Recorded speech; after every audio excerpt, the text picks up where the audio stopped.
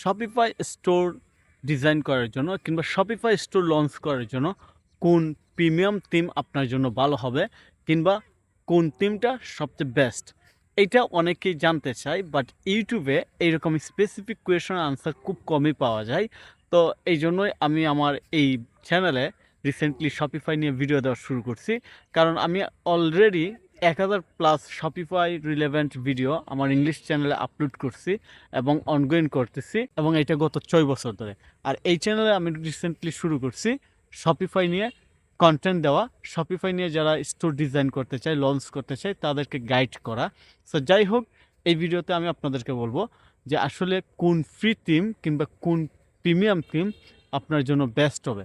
So theme totally depend করে আপনার business নিশের উপর, অর্থাৎ আপনি কোন প্রোডাক্ট সেল করবেন, কোন ক্যাটাগরির প্রোডাক্ট এবং কাদের কাছে সেল করবেন।